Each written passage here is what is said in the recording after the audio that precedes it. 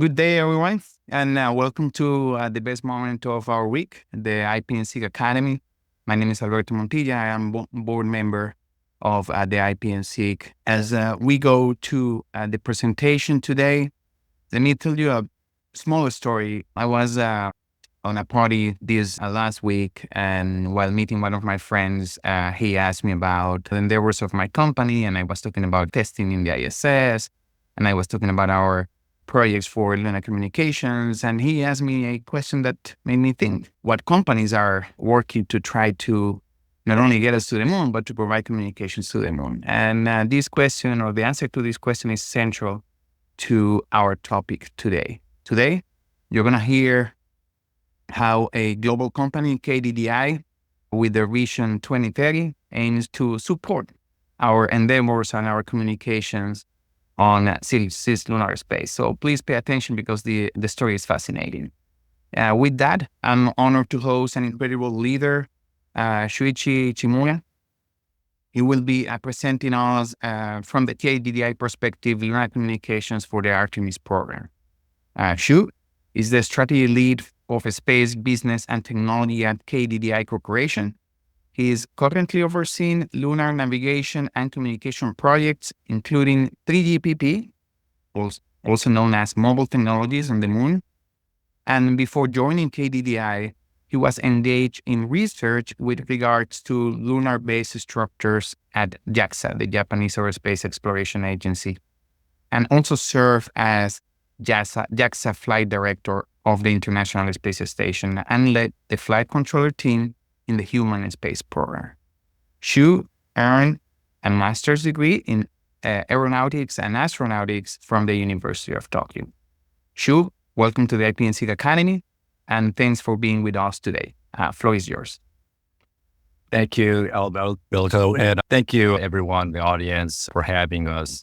So good evening, good afternoon, and good morning in Asia Pacific as well. So currently I'm working at KDDI. I'll introduce my company a little bit later on, but today, as Alberto mentioned, lunar communication will be a very essential infrastructure and very important element to lead Artemis program into success. So this session, I would like to introduce what we are aiming and what we are currently working on with the Japanese government and other companies as well. To start off, this is my self-introduction. So currently I'm the strategy lead of the space business and technology at KDDI. I used to live in the States with my family when I was kids. So I started as I was very excited watching Space Shuttle back in the 1980s. I went to the Kennedy Space Center. My family took it to the Kennedy Space Center.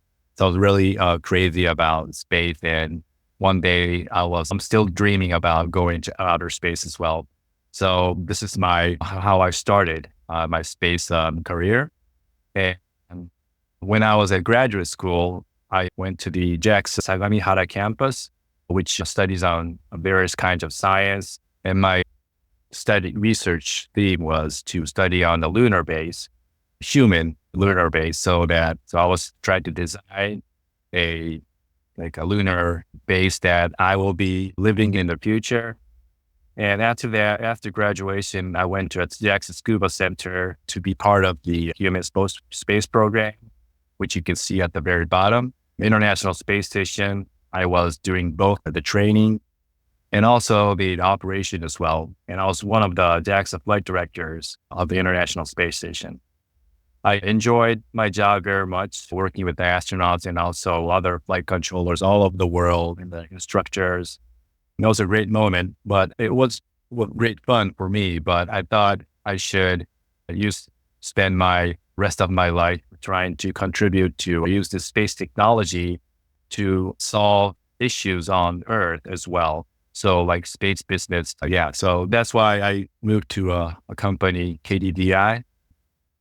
And KDDI is one of the Japanese telecommunications companies. So I'm trying to use my network to the space community and tied to a Japanese industry to use its Japanese industry's assets to leverage that assets to accelerate the establishment of the lunar nav and comm system.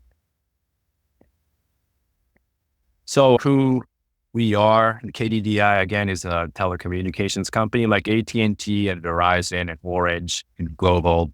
We have more than 60,000 employees and connects 190 countries using the fiber optic subsea cables, 40 plus data centers in 13 countries. This is the picture of our strategy, business strategy domain. And of course, you can see the 5G, the 5th generation 3GPP network with the data-driven generation-rated AI in the middle, surrounded by the digital transformation and the finance and energy sector of the business. But we also have space at the upper right. This shows that as a company, we are trying to accelerate the space business on our own and also globally as well. So when we talk about space business, we started as a SATCOM service provider back in the 1960s. So our first trans-Pacific connecting between US and Japan, this was the first ever TV relay through the satellites. We started from there, and we have a lot of partners, satellite, SATCOM operators as a partner. We also provide Olympics TV. Also, when we have like disasters, and we cannot use our terrestrial mobile network, we use, of course, satellite network as a backup and try to maintain the communications. From the technology perspective, we have developed a couple of technologies. I'm not going to go through the details here, but including the antennas, the big dishes, and also operational wise, how to optimize the satellite locations and the geosynchronous orbit. We've developed a couple of terminals as well. And of course, always the video coding, like the compression technology is also important. So these kind of element technologies that we've been provided has been incorporated in our SATCOM services.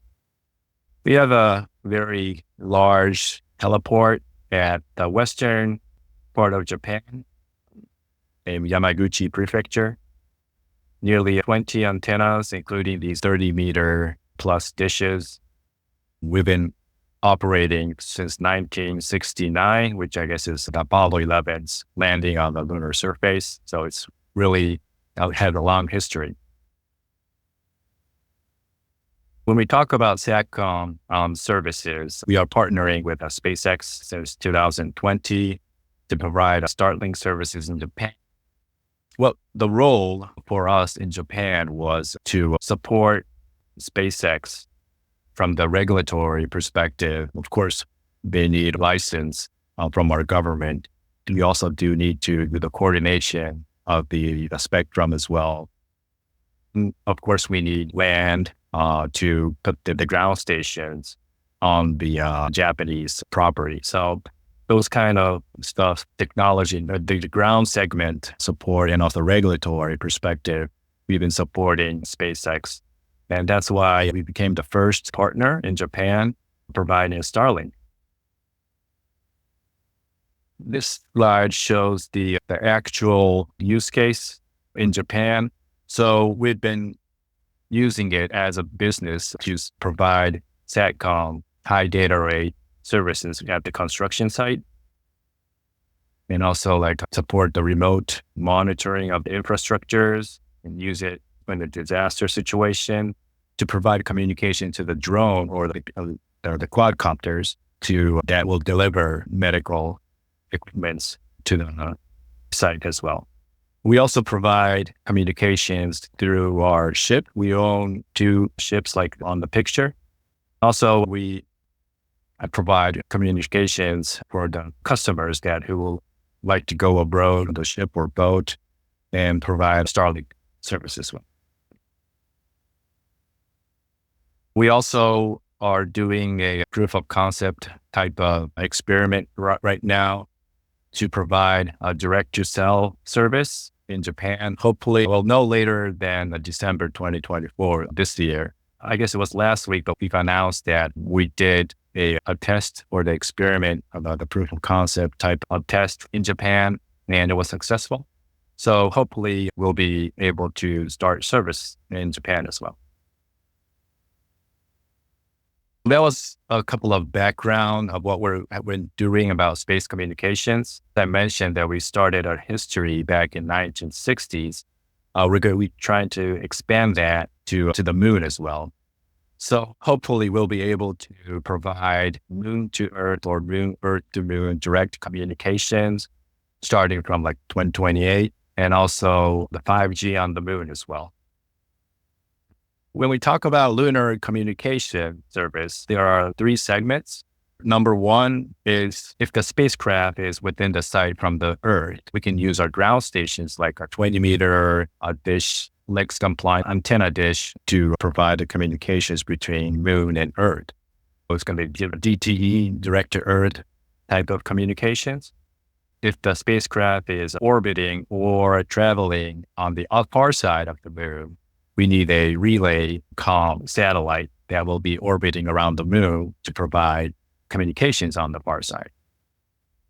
We are expecting many users and many astronauts as well to be on the South Pole region.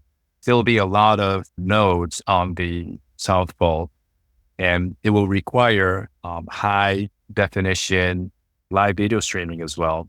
Not just us, but also NASA thinks that there should be a 3GPP communication mobile network on the moon like we have on Earth to provide high quality communications compared to Wi-Fi and UHF. So I know that Nokia made a presentation and Alberto was the moderator of that session as well. Nokia is way ahead of us. They're working with NASA a couple of years ago doing similar kind of studies that we've been doing with JAXA. I'm going to introduce a couple of activities that we've been doing so far. The first one is talking about our trade-off studies about the end-to-end communication architecture.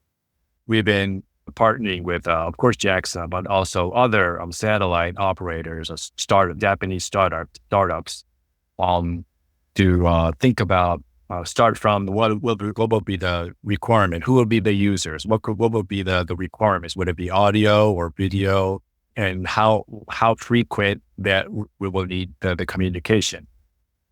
We about the restrictions, of course. The moon is very far away.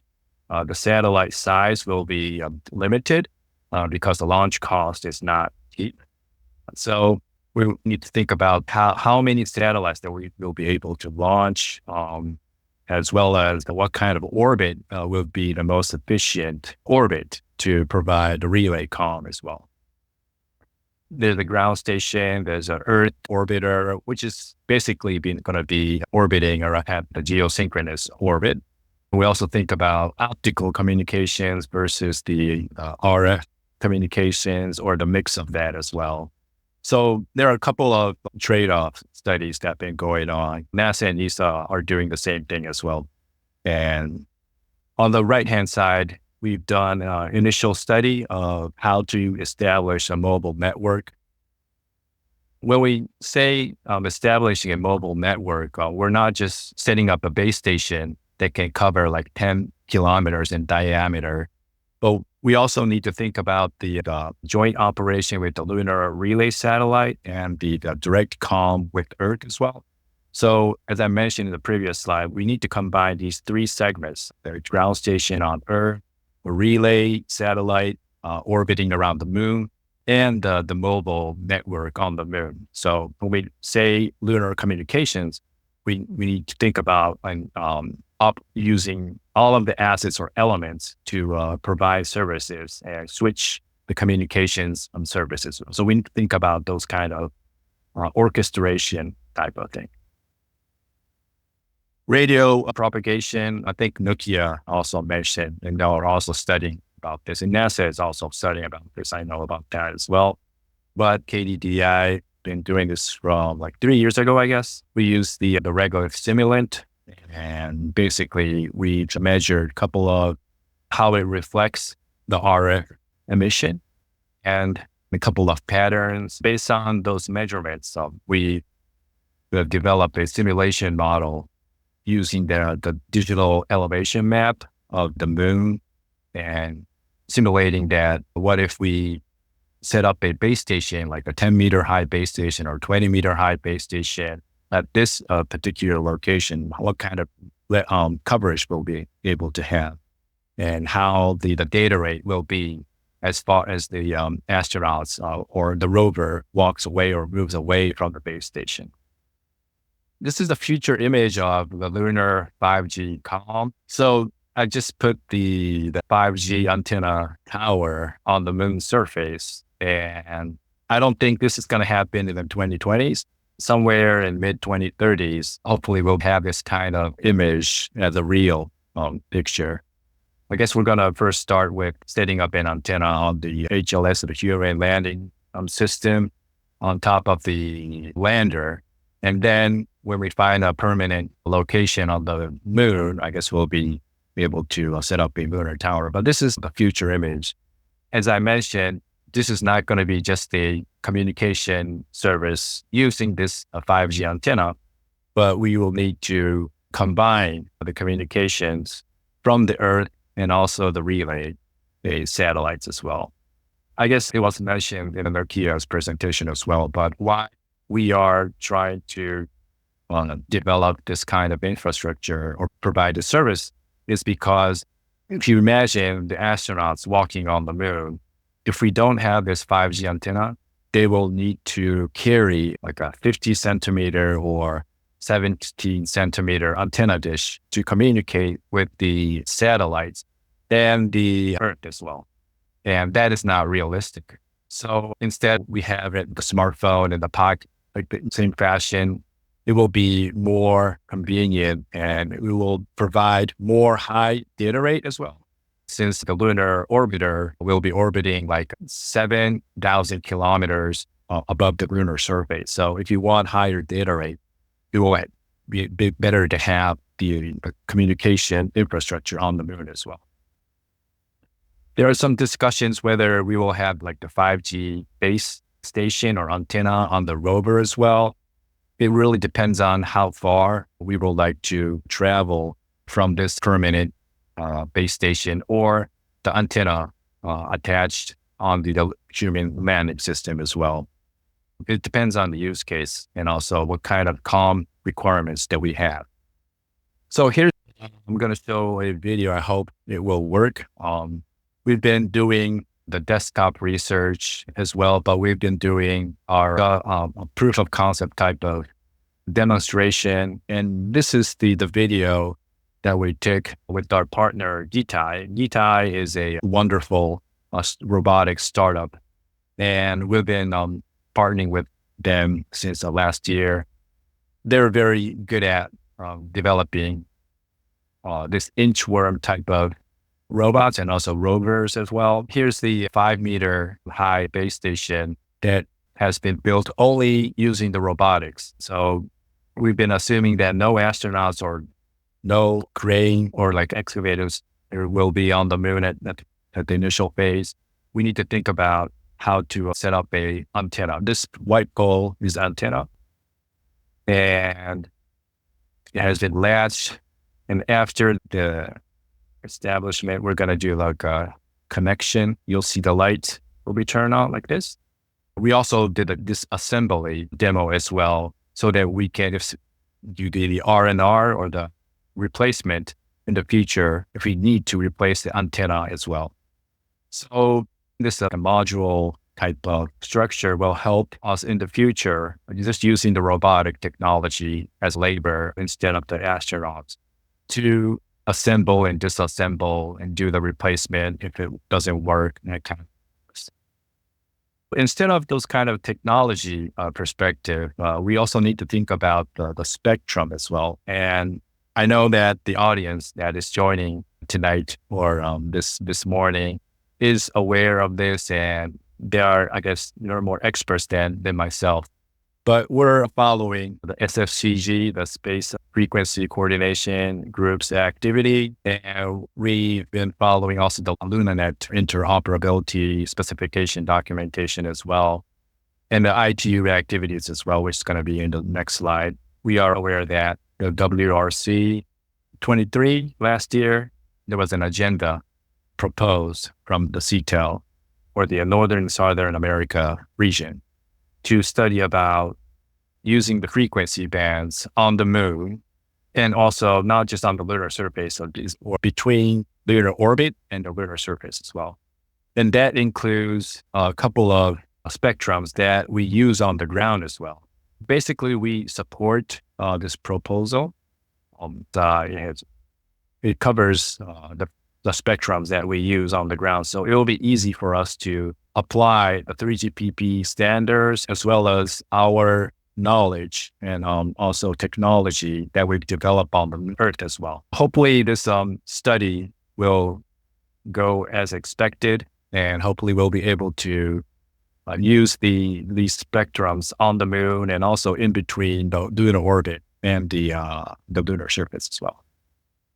As I mentioned, KDDI is supporting some activities as well. There's a chairman, Mr. Kawai, who has been serving as a chairman of ITU-R, SG4, and Working Party 4C, or Charlie, which covers basically the SATCOM, like a mobile satellite service, and also the radio determination satellite service.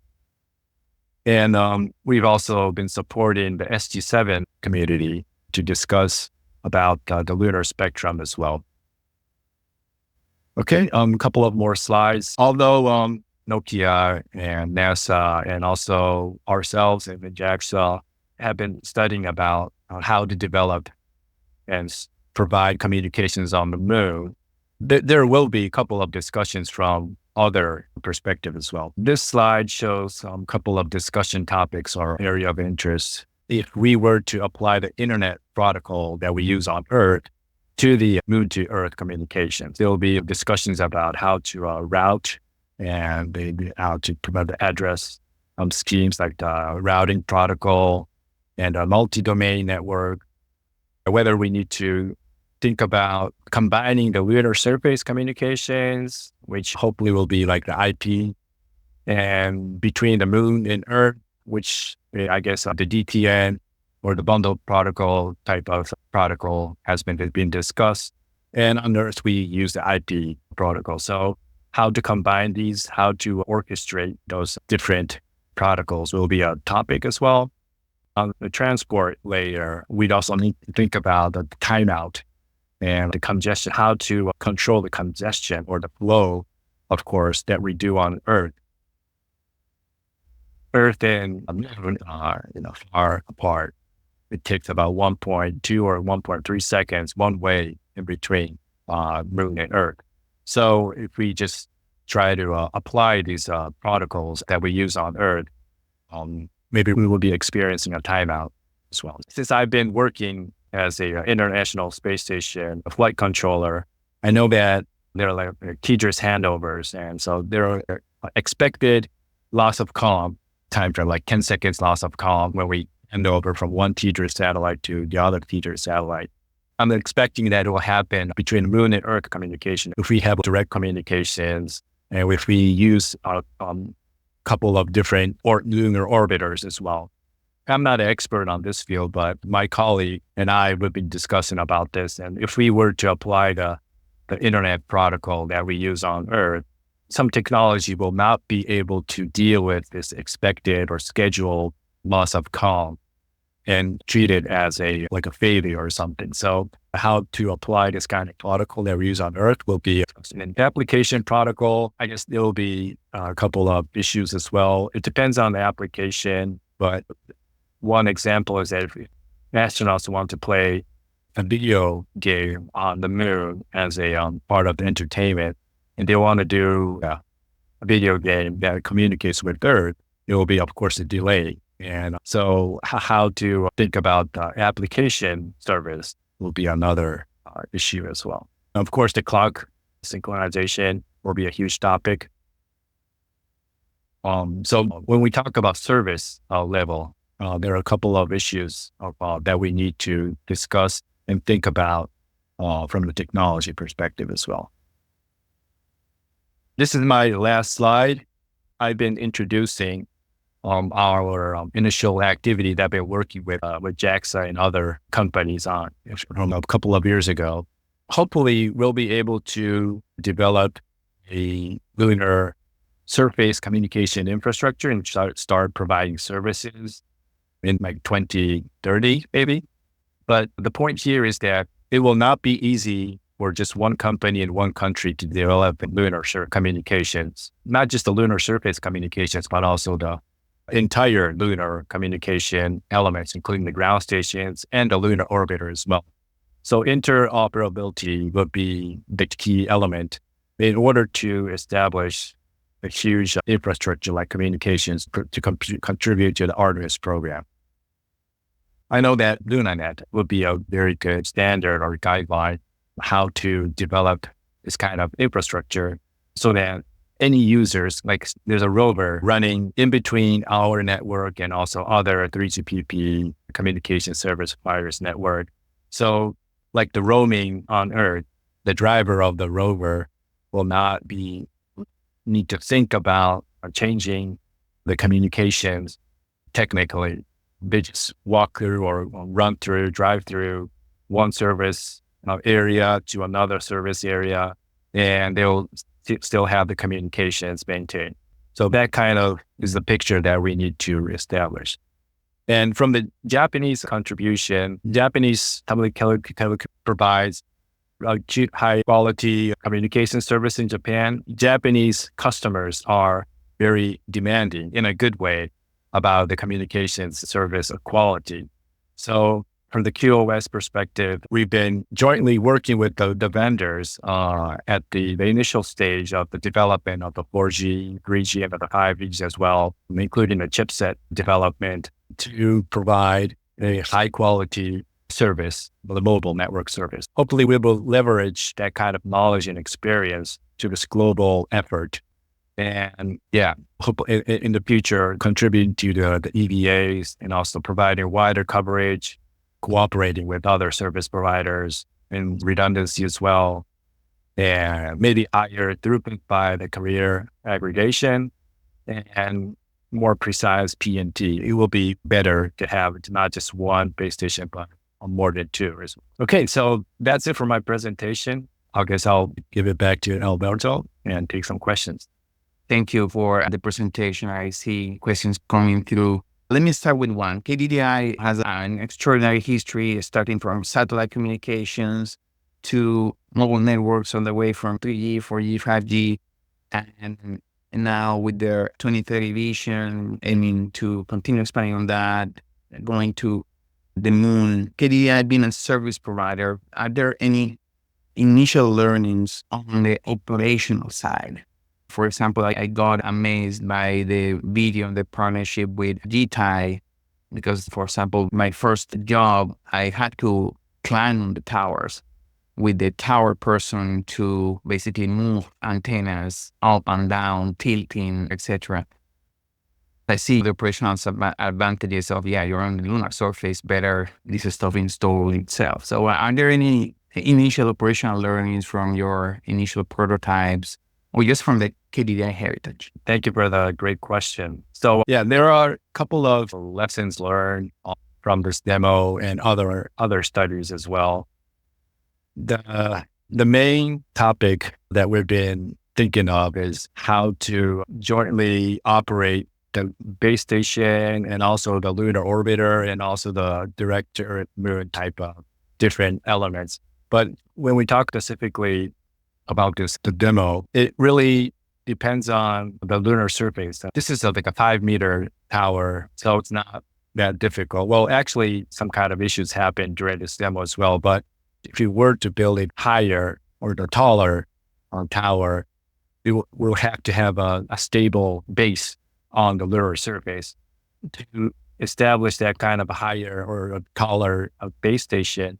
We need to know how the reacts and how the regolith is, whether it's soft or not, or if we have hard surface, how stable it is, and how the horizontal and the vertical angle will be. So how to detect the angle of the slope, and how to establish the vertical tower. That kind of technology and operation will be necessary. It has to be done autonomously. So that kind of issues that we have been find out. Awesome. Thank you very much. So let me go to the first question from the audience. This is from Eric Klein. When folks talk about 5G on the moon, given the time scales involved in the deployments, 2030 and beyond, is it the intent to deploy the latest 3GPP service, let's say 5G or 7G or whatever it is at the time? Or is it 5G specifically the only candidate for deployment? I think that is a very good question. And it really depends on the timing. Currently, 5G has been developed and start the service a couple of years ago worldwide. Our assumption is that start providing this mobile 3GPP communications on the moon in early 2030s. So if we think about the generation of the 3GPP, 4G technology or components or elements may not be existing or may not be the major component on Earth at that time. 6G maybe the initial phase or the service providing will be started in the early 2030s. When we look at 3GPP standards, communications or coordination, there are lots of discussions still going on for the 5G element as well. So again, if we think the timing is the early 2030s to start this kind of service, 5G will be the best choice from the generation development perspective. Hopefully by 2030, we'll be more well standards development, more lessons learned, incorporated. And technology-wise, we need to have a high reliability technology, including the components and also the subsystem as well. So yeah, maturation-wise, I guess 5G, that's why we're talking about 5G. Awesome.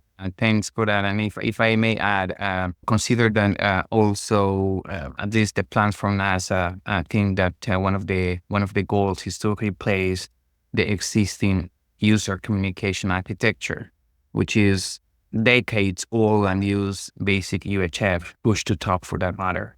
So even 4G is a big leap from the current communication that is aimed for E. I think there is a little bit of urgency to looking at and testing the technology. For example, the Nokia demonstration is based on 4G on LTE, and it might be viable as a technology to replace existing UHF-based user communication. So as you said, time will probably say everything. Anyhow, let's go to the next question. Has KDDI spent any time considering a bundled protocol that is DTN, delay and disruption tolerant networking architecture, to address some of the application protocol routing connectivity requirements you mentioned towards the end? Thank you for another great question. We've been talking with from last year and the specialists of DTN and JAXA. And so the answer is yes. We have not been deeply engaged yet, but when we discuss about the network between Earth and the Moon, including the lunar orbiters and the Earth orbiting satellites, we need to think about the different protocols that have been used and how to orchestrate those different protocols. DTN is, of course, one of the options or the mainstream at this point. So yeah, the short answer is yes, but we just started about that kind of discussion. Awesome. Thank you. There are a lot of enthusiasts of DTN in our community. But as you said, the most important piece is to make sure that we can connect to the moon. Next question. Do you see any issue that is specific to 5G to the lunar environment? Yes, that is a great question. Well, I guess there are many issues that we need to solve at this point. Nobody has tested or developed a 5G infrastructure on the moon. So we also, of course, need to think about how to apply hardware-wise.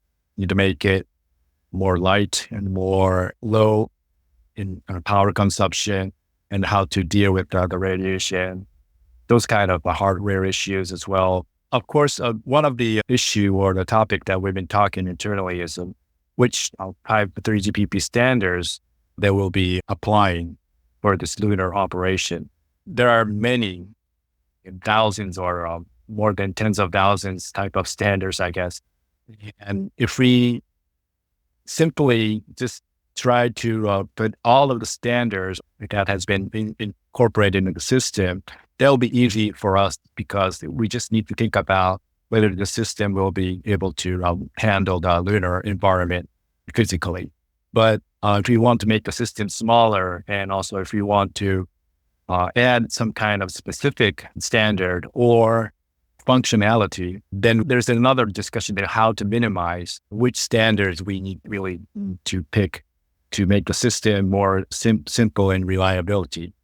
But on the other hand, if we customize the 3GPP standard that's been incorporated in the system, we need to go through the verification test as well, because the current 5G system on the moon has been optimized and tested, and lots of lessons have been incorporated as a standard as it. So yeah, that kind of issues that it's getting more software-wise and it's getting more complicated when we talk about 5G. So yeah, there are many kinds of issues that we need to think about. Indeed. And as you said, we will learn more as more testing simulations and initial deployments happen. So let's go to the next question. And this is more to looking towards the future. Do you see a constellation of satellites in the future so that there will be full coverage direct to cell on the moon, like with a trend with Starlink here on Earth? Yeah, that will be an ideal case. Well, when we just talk about the service point of view, yeah, we've been talking about this, and it's really a cost-effective balance type of thing. And also, we also need to think about the distance from the lunar surface and the satellite. If we want to maintain the satellite, or if we want to minimize the amount of the propellant to control its orbit, there's a good frozen type of orbit around the moon, and that orbit will be 7,000 kilometers apart from the lunar surface. So from that perspective, it might not be good to send video streaming in between the lunar surface and maybe just like the text or the emergency call, that kind of stuff might work. But so we also think about how the altitude, where to put the orbit, and how to make it sustainable from the business perspective as well. And yeah, I think you were hinting also to the fact that at the end of the day, the application decides whether it is feasible or not. NASA is initially thinking of, or is progressing to make the EPP primarily for EVA. And one of the primary uses is the communication with the astronauts. And they want to do 4K video. That's going to be very hard to do direct to cell, just because of the throughput that is required. So lunar surface communication infrastructure might be required for those use cases. Then other use cases, as you said, IoT or similar, then might be more suitable for direct to cell. Awesome. So this is a different question. This is from Max Medina. It's more like an architectural or construction question. The question is related to the design of the tower. Does it have to be vertical? And the main question is related to the fact that the sun will hit in different directions depending on the location of the moon. So he offered some ideas on that. I'm happy to connect and share later. So Matt, definitely just reach out to the IPNSIG Academy. We can make a connection. Yeah, thank you very much. It's a very interesting question. The reason that we've been looking for this vertical type of tower is because we want to stretch up high as possible so that we can have the sunlight, and also to emit the RF signal as far as possible. So we just started, those are the assumptions that we've started thinking about when we established about the tower. But there are other topics that we need to think about, issues. And also if there are other ideas, we'll be more than happy to discuss about it. Thank you very much. So next question. This question is from Scott Johnson. As you make technical decisions on the architecture, Are you focused only on Earth to Moon connectivity, or do you expect that your architecture will scale to higher latencies? I would imagine that he is talking about other planetary bodies like Mars and such. Yeah, a very interesting question. Thank you very much, Scott. As far as we've been studying so far, we've been only focused on between Moon and Earth. We never thought about expanding this or starting from the Mars to Earth communications and then as a stepstone on Moon. We never thought about that. That's great. Last question. What are the requirements or considerations for standardized communications around safety of life use cases like 99 on the Moon? Yes, that is a great topic, and I don't have the answer at this point. This kind of topic needs to be talked at the Lunar Net community or internationally with NASA, ESA, and JAXA.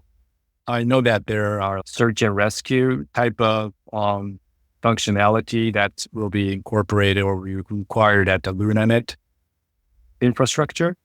And I guess when we talk with astronauts, we say that, hey, we don't need a sophisticated or complicated communication technology. What we want is a high reliability communication method so that we can communicate in case of an emergency, that kind of stuff. So there will be an requirement. I'm sure there will be one, but I don't know how we need to think about how we have been done in the space industry and maybe have some people or specialists from the ground, the terrestrial mobile network specialists, which technology will be the most reliable. But we use it for the satellite SATCOM on Earth as well, for this kind of emergency call. So I guess it's a kind of a couple of options to discuss about. Yeah, indeed. As you said, LunaNet has LunaSAR specified or being specified, which is search and rescue services, basic distress signal, and from their responses. I think that the good news here is that the EPP systems already support, as you said, emergency services, and that's a low latency channel and mechanism to connect emergency calls. So I think that could be those two things would end up providing emergency services, but there is more specification going because LunaSAR right now is an idea or an objective, but it's not fully specified yet. NASA is working on it with the different partners. As soon as that is specified, then it might be easier to see how this would map to 3GPP primitives. Awesome. So with this, should we get to the end of the questions and the end of the presentation? On behalf of the IPNSIG, I want to say big thank you for letting us listen and experiencing the great progress that KDDI is doing in contributing to the creation of the solar system internet. This is what this is all about. This is what we as IPNC members are passionate about. So thank you very much. With that, let's close the academic session with a couple of reminders. The first one is this keynote and previous keynotes are available in the IPNC website. You go to ipnc.org/events. And if you have any questions or comments, please reach out via email. The work of the IPNC is volunteered. We do run into administrative expenses. So we kindly suggest you donate, whether it is $2, $5, $100, $1,000, it's up to you. But please contribute to our mission to expand networking and with the objective of making the solar system internet available to everyone. We are more than 1,000 members currently. We want to continue growing. We want to continue being a global organization. So for those of you that are attending that are not members of IPNC, please join us. You can send a message to membership@ipnc.org, or you can go to the ISOC page and subscribe to the Interplanetary chapter from there. With that, I want to say thank you. Again, thank you, Shu, and thank you for all the attendees and the organizers, and you will be redirected to a short survey. Thank you very much, and have a nice day. Thank you, everyone.